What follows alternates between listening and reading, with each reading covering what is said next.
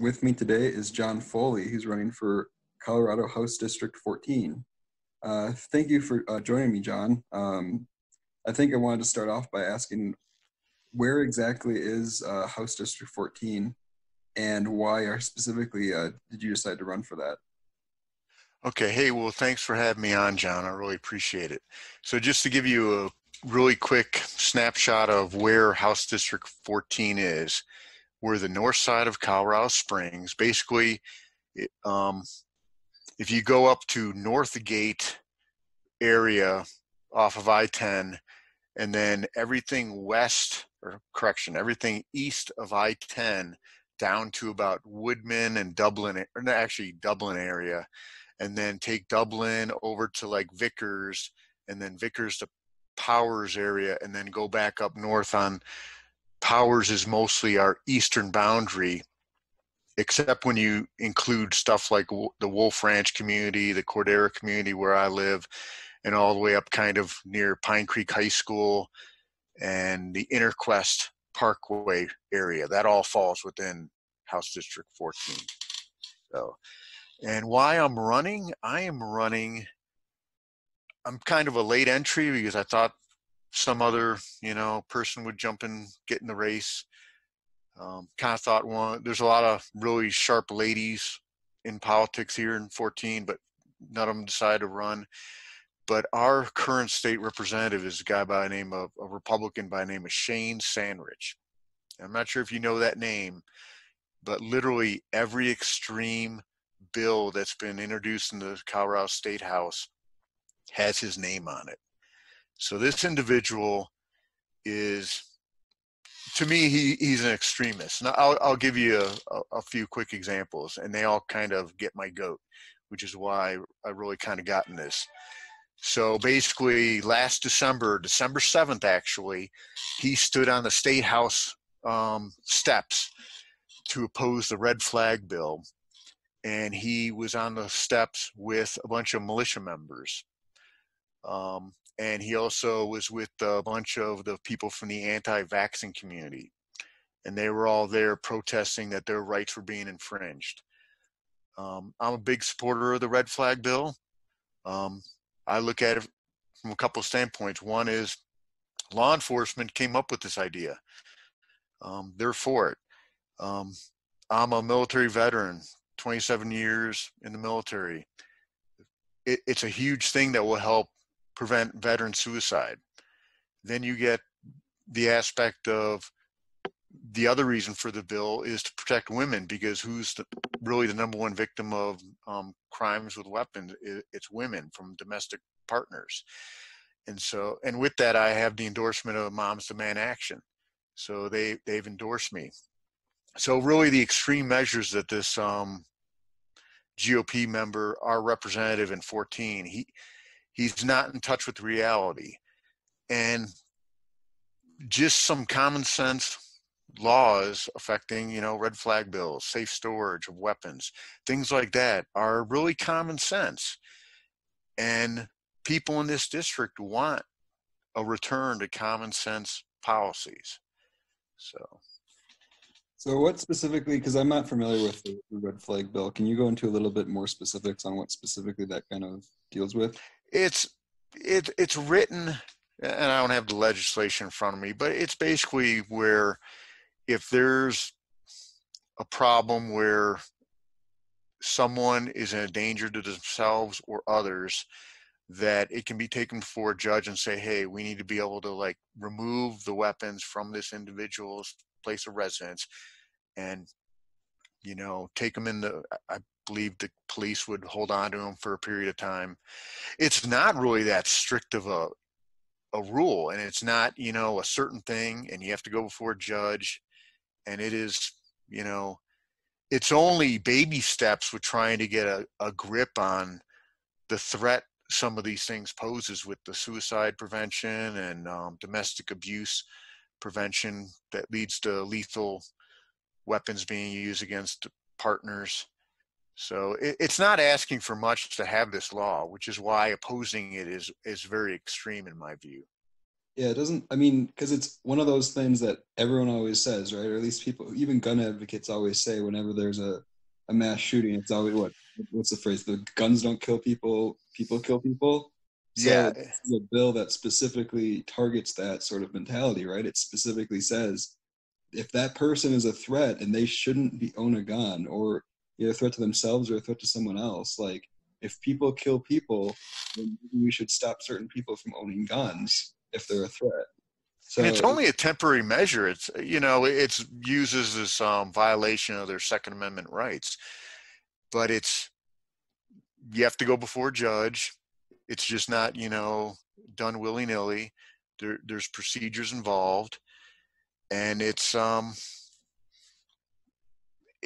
very, the fact that it's opposed by the NRA and other gun rights groups is, again, it's extreme. It's like we're not asking for much to have this in effect, and it can save lives. So yeah. And I mean, the other thing you mentioned too is like, he has the support of people who are like these anti-vaxxers, people who feel like, for whatever reason, that their rights are being infringed by, um, again, this is just completely insane in this day and age too, when it comes to, well, we have, no, I mean, but but yeah, on that same line of reasoning, he's also led the back to work protests that were up in Denver at the State House. He was part of that, showing up, not wearing a mask, mingling with all the radical elements with their "Don't Tread on Me" flags, and commenting that they've been, they're being abused somehow, that their rights are being violated by just practicing basic safety measures during this time of crisis. So yeah. And I think the question that I have then next is there a reason why, like, has he been in that position for a long time, or is there like an extremely uh powerful sort of like radical libertarian coalition in HD 14? you've hit on a really good point, the radical libertarian, because you know I know a lot of conservatives. This district is very conservative Republican. I grew up in a very conservative Republican, community and household, and I understand conservatism as a ideology, but these guys, the GOP over the years has been co-opted by the radical libertarians, and you get everything like going into Tabor, which maybe we'll talk about later, but they it is a radical libertarian idea, and they push this almost, it's almost a form of anarchy. I kind of, there's actual anarchists out there on the left, but I consider the libertarians as anarchists in suits, because they don't want any kind of rules getting in their way of doing just what they do. And it's a very selfish line of reasoning that they propose. And there are a lot of libertarians, flat out Libertarian Party and Constitution Party in this district. And I'm very opposed to their views on things. I view a lot of it as extremely dangerous, especially Constitution Party. I don't think most people on the Democratic side, progressive side, really view how dangerous the Constitution Party is. And I'll just throw a couple things out about them, is that when you actually talk to them, there's a lot of stuff that's in their platform, but there's a lot of stuff that they believe in that they don't put out there in writing. But they believe the only people who should be voting are people who own property. That's a big pillar of theirs. And so that's something that they will continue to push. And the libertarians have also kind of adopted some of that ideology of like, so all these people who are renting, who don't own their house or their, property, they wouldn't be able to vote. That's a very undemocratic, concept. And it's a throwback to Yeah. the 1800s. And there's a reason they believe that, right? I mean, it's well, who does that disenfranchise? Like, who does that affect? It's a racist mentality. It is. It's Mentality. totally racist. People in my generation definitely don't own property. And this in America, I think the growing number of people who rent now is like, it's crazy high. It's like six. It's like it's definitely in most people. I think most people in this country don't own property. It's like 60% or something. It's really, it's ridiculously high. So yeah, and I mean, I think that too. Like, I just don't understand. I can understand why people want limited government, because they think there's this stigma with big government is evil. But it's just like the whole idea of libertarianism isn't sustainable, because it ultimately reverts back to feudalism, or reverts back to monarchy. It doesn't. You hit the head on it with feudalism. That's exactly what it leads to. It's a high road to feudalism. Yeah, because it's a concentration of wealth within select organizations or select people, and that if that's what they want, then I could argue they have that in today's current political system, but not necessarily. And that's just it. I know quite a few libertarians, just because a lot of people who are in the military drift into libertarianism because they kind of understand big government, and they've seen the kind of dark side of big government, and so they do tend to lean that way. I think it's a mistake for them to do that, and I've been trying to coax people back away from that mentality, because a lot of them, they understand, one, they don't realize that the Republicans have actually drinking the libertarian Kool-Aid. So when you tell them that, hey, the GOP is really a libertarian organization now, they really kind of have this denial aspect going on. So it's something we need to really talk about, because there are people who are conservatives, friends of mine, and they don't like Trump. They don't like where we're going, and they need a way out. They need, someone to, help them get off the ledge.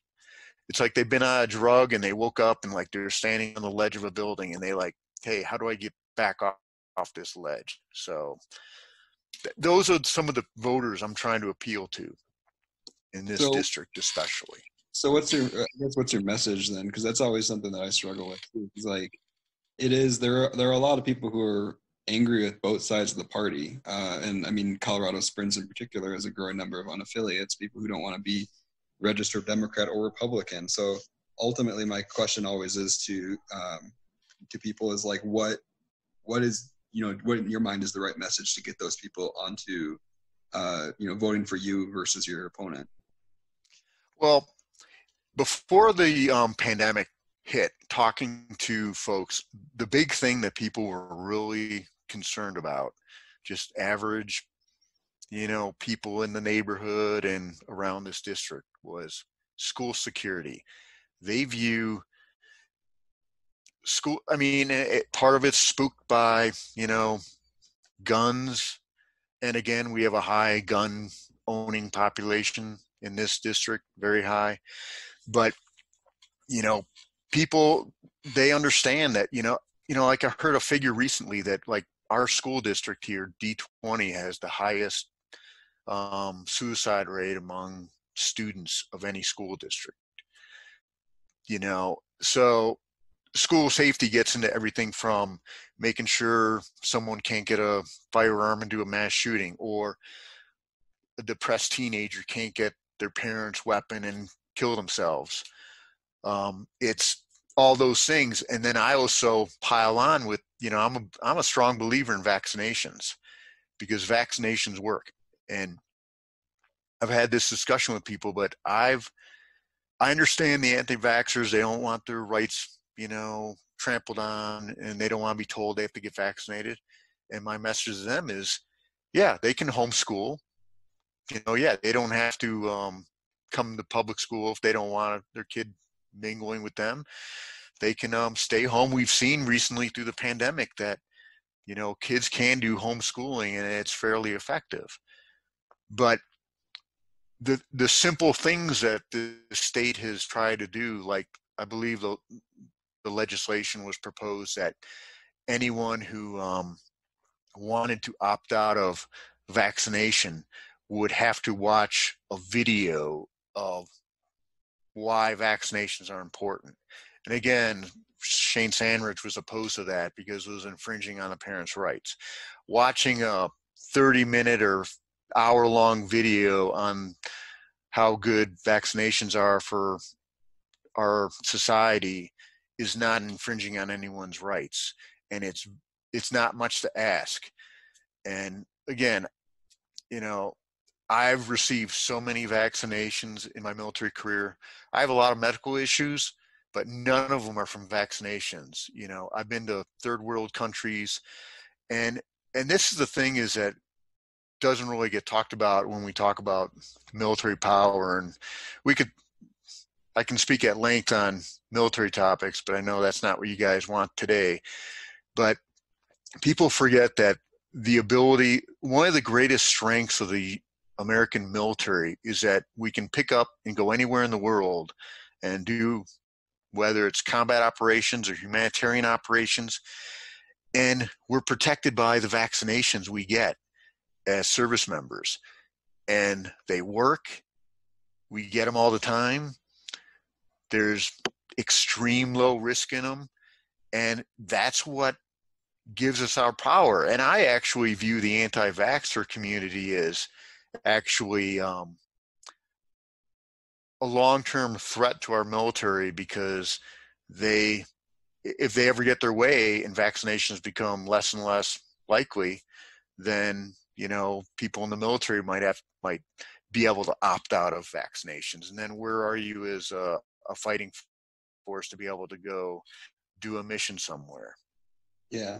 Yeah, I mean, like, there's a growing increase in cases of measles and things like that. What I never really understand is, like, by not having a vaccination, you're infringing on the rights of other people, because other people are affected by that. Same thing with, you know, pandemic, with people, you know, not maintaining social distance and not wearing masks. Like, you're putting other people at risk because of those actions. So you're really infringing on their rights. So the selfishness is just something I can never really get my head around, but people don't like to be told what to do. I think that's just the problem, is especially when they don't understand exactly why. So yeah, I'm definitely in favor of mandatory vaccinations, because, like, again, it's critical to the survival of our species, and so many other aspects, including military and economic, and even things that, you know, you wouldn't necessarily think about are affected by the health of this country. And I think that's kind of the last topic I want to mention, is just what are your views on kind of our current situation in Colorado with the COVID? I think right now they're starting to allow people to actually go back to restaurants, and kind of some places are forcing people to wear masks, or highly recommending people to wear masks. Just overall, kind of, what are your thoughts on well, that? What's really amazing, and this, again, to my opponent, who is kind of leading the charge of the anti-mask and back to work movement, I would say he's very disconnected, because when I practice, you know, my entire family, we're all big into masks. My mother-in-law actually makes them. The other day I was dropping off masks that she'd made for the Children's Hospital on the north side over there by Memorial Hospital. And it's amazing, because most of the people I see going to, you know, the grocery store, a good 80% of them are wearing their mask. And this is where, you know, these people are mostly conservatives. The people on my street, I know they are all they practice social distancing. They are maintaining the safety of their kids, not mingling and having play dates and all this kind of suburban stuff.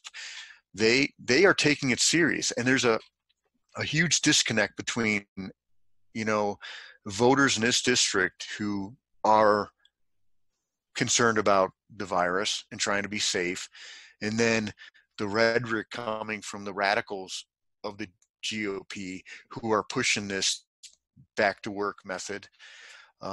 And it's, really getting after your question, I think the governor's done a great job. I mean, I'm not a huge fan of the governor because there's some stuff I think he could have done more with, preventing the fracking industry and things. But with this, I think he's done a good job. And I think that as far as lessening the requirements and letting some businesses open, he's under a lot of pressure to do that. And I think he is negotiating the gray area. I would rather see less reopening personally, but I think he needs, in his own as leadership role, he needs to be able to make certain decisions. And I think he's doing it correctly. I'm not going to these restaurants. My family isn't going to these restaurants, and I won't be going to these restaurants for a long time. And, I'm still trying to support the local businesses here. There's a lot of great small businesses in this district that we try and, frequent with, like curbside service. There's other methods. So, in the big picture, this pandemic, it's not over. It's not going away anytime soon. Yeah, there's going to be some peaks and valleys, and we got to, deal with them. So does that answer your question? Yeah. I think, ultimately kind of what I've thought too is like, as long as the responses have been data driven rather than like emotion driven, or like you said, driven by, fringe, very loud, but small organizations, which I think we've seen in other states where, there's small groups of people, but they carry guns to the state house, right? So yeah. They get a lot of press. They're very loud, very boisterous. So they get a lot of attention, and that influences decisions. So data, and I know this is unprecedented times, and it's really hard to know and to predict if this is the right method. Ultimately, I kind of agree with you. I think it's better to have a safe approach and to keep things closed. But ultimately, I know data is being analyzed, and ICU, hospitals have the capacity to allow for more if there's another increase. So I mean, that's obviously very positive, and I think that's what Polis has been looking at, is that sort of information. So yeah, but anyway, I wanted to say thank you for your time. Is there anything you want to close with before we end this? Well, I know one of the other hot topic in this area is for our district is education. And I talked school safety and security before, but really D20 is a really, really good school district, and everyone wants to maintain a high level of educational standards. And we really need to focus on protecting the education budget. And what I've been proposing to other Democrats and people in the race is, the Republicans are going to come after the budget, the education budget, and try and, they're going to come after it with like scalping knives, and they're going to try and cut everything out. They're going to be like a butcher and hack away with their GOP libertarian broadsword. And I've been telling them we have to like dig in and prepare for the fight and make it a knockdown fight to preserve the funding for education, because I'm a huge supporter of educational funding for our schools. And I actually look at this whole pandemic as an opportunity. And it's an opportunity to invest in what's, people talk about the STEM education, science, technology, engineering, and mathematics. In D20, there's educators who push what's called STEAM. And not many people have heard of STEAM, but you throw in an A and it's arts, because you improve the whole educational process by doing the arts in this, which improves creativity of all these engineers and scientists, because they're just not all bean counting. You need some creative thinking thrown in there.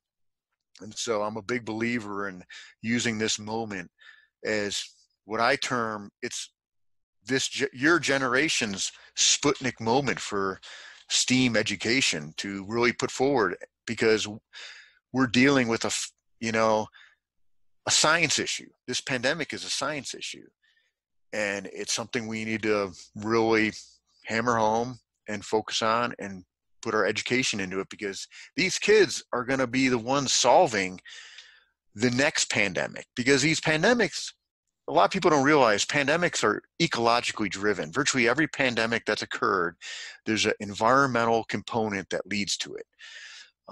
And we need to just focus on that, get the science working on that to be able to defend ourselves from this and also prevent future ones. So I guess that's really my last real, Yeah, that's a good platform. point too. Especially, remembering my high school experience where a lot of STEM principles were kind of highlighted because that is where a lot of the job market was. But at the same point, there is that critical aspect of creativity that isn't captured in mathematics, isn't captured in physics all of the time, and it is critical for engineers, speaking as one, that you have creativity and you have the ability to think outside the box, which I think art disciplines really do add. So I 100% agree with that. And to your point too about education cutting, I just can't think of anything more just ridiculous. That during a moment where, like you said, we need scientists, we need vaccines, that they're thinking of cutting education budgets, which directly affects our ability to do that in the future. It's incredibly insane. But there's a lot of things about the GOP and Republican platform that are quite insane. So it's not, I guess, too surprising. So again, I want to thank you for your time. It was really nice talking to you. Hope we can talk to you again. Yeah.